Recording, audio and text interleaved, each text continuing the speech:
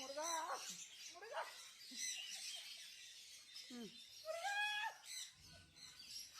அதான் போயிடுச்சு, பரவாயில்ல. நீ கத்துனதால தான்